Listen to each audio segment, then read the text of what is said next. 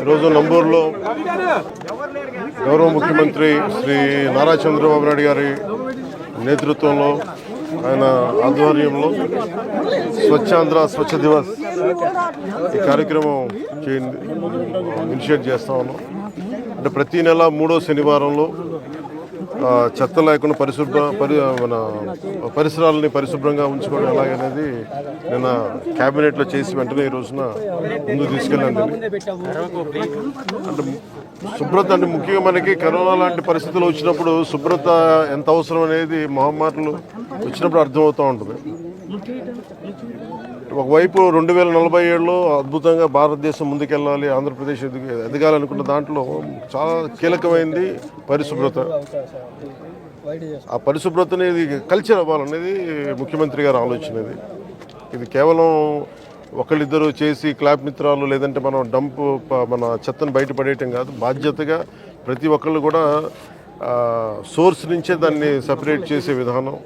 అలాగే ఎక్కడ పడితే అక్కడ ఈరోజు ప్రారంభించేది అద్భుతాలు వెంటనే జరిగిపోతాయి, 24 గంటల్లో జరిగిపోతాయని కాదు, కానీ దీన్ని ఆధారం చేసుకొని దీన్ని ఒక ప్రేరణగా తీసుకొని భవిష్యత్తులో ఈ కల్చర్ అవ్వాలి పిల్లలకు కూడా, ఇది భవిష్యత్ తరాలకు కూడా సదుద్దేశంతో ఈ రోజున గౌరవ ముఖ్యమంత్రి గారు దీన్ని ఇనిషియేట్ చేశారు. ఇది మేమందరం కూడా ఆ కార్యక్రమంలో ఈ రోజున ఇక్కడికి నంబూరుకి వచ్చాను. నేను కూడా మంత్రివర్యులు ఇది అక్టోబర్ 2 గాంధీ జయంతి దాకా దీన్ని ముందుకు తీసుకెళ్తాం స్పెషల్ డ్రైవ్ కింద. ఈ సందర్భంలో నేను ప్రతి ఒక్కరిని కోరుకునేది కూడా మన ఈ చెత్త నుంచి సంపదని సృష్టించేది అలా సర్క్యులర్ ఎకానమీ. అంటే ఈరోజు మనం చూస్తే మనం ఏదైతే మనం తినిపడేసిన వ్యర్థాలు అయితే ఏవైతే ఉన్నాయో ఒక్కొక్కటి చూస్తూ ఉంటే ఒక్కొక్కటి ఆ చెత్తని కూడా చూస్తే ఒక్కొక్కటి కిలో 15 రూపాయలకి అమ్మగలిగి దాని నుంచి వర్మీ కంపోస్ట్ తయారు చేయడం, రకరకాల సంపదని సృష్టించే మార్గాలు చాలా ఉన్నాయి. అవన్నీ పర్యవేక్షించాం ఇవన్నీ.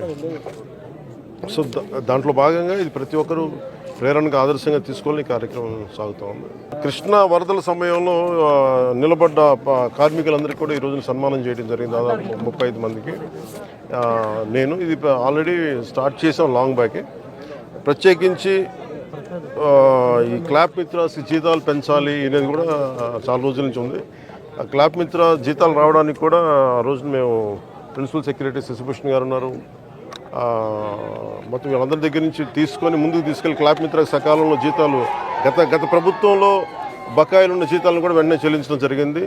అలాగే నా దృష్టికి తీసుకొచ్చింది ఎంపీడీఓ గారు కానీ మిగతా ఉన్నతాధికారులు ప్రతి ఒక్కరు కూడా వాళ్ళ జీతాలు పెంచాలనే ఒక ఇది ఉందని రిక్వెస్ట్ ఉందని అడుగుతా ఉన్నారు.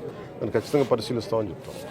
పారిశుద్ధ్య కార్మికులకి చాలా మంది ఇంకా టెంపరీగా చేస్తున్నారు, చాలా ఇబ్బందులు పడుతున్నారు. మురుగు కలెక్ట్ చేయడం అనేది మనం జనరల్గా పబ్లిక్ అసలు ఆలోచించడానికి ఇష్టపడరు. అలాంటి మురుగును వాళ్ళు డైలీ కలెక్ట్ చేసి గ్రామాలు చూపుతున్నారు. వాళ్ళ సమస్యల పరిష్కారం విధంగా ప్రత్యేకించి ఇది నాకు పంచాయతీరాజ్ స్థాయిలో వచ్చేయని నేను చేయగలుగుతాను. తర్వాత క్యాబినెట్లో ఒకసారి దీని మీద అంటే ఒకసారి క్షేత్రస్థాయిలో పరిశీలించాలి. ఇది అంటే క్షేత్రస్థాయిలో ఒక పరిశీలించి ఇప్పుడు వచ్చి కూర్చొని అంటే కొన్నిసార్లు పనులు చేసేటప్పుడు దాని పర్యవేక్షణ, అలాగే నాకు కొంత క్షేత్రస్థాయి పరిశీలన అవగాహన, దాని మీద ఒక పరిష్కారాలకు మనం బలంగా వెళ్ళచ్చు. దీనికి కొంత మోటివేషన్తో చేయాలి. ఇది మీరు అన్నది చాలా సబబు. అది అంటే అది మిగతా వాళ్ళు ఎవరు వెళ్ళలేంది మనం చెయ్యాలి అనేది మనం వదిలేస్తాం. కొంచెం అది దాన్ని ఎట్లా కరెక్ట్ చేయాలని ఆలోచన ఉంది. ఖచ్చితంగా నేను తీసుకెళ్తాం. ఒక నిమిషం, ఇందాక నేను చెప్పిన దాంట్లో కూడా అదే ఉంది. అంటే ఒకటి ఇక్కడ దాకా తీసుకురావడం, ఒకటి ఉదాహరణకి నాకు చిన్నప్పుడు ఇళ్లలోనే మాకు ఉల్లిపాయ ఉన్న కోడిగుడ్డు చెత్త ఉన్న దాన్ని తీసుకెళ్ళి మేము రోజా కుండీలు వేసేవాళ్ళం. సో అంటే అది సహజంగా ఉండే తిరిగి రివైవ్ చేయాలి. అది కొత్తగా ఉన్నది కాదు, కానీ అలా కాకుండా కొంచెం దీన్ని సైంటిఫిక్గా మెథాడికల్గా చేయాలంటే అది కూడా అట్ సోర్స్ ఇళ్లలోనే కొంత వ్యర్థాలను తగ్గించేలాగా.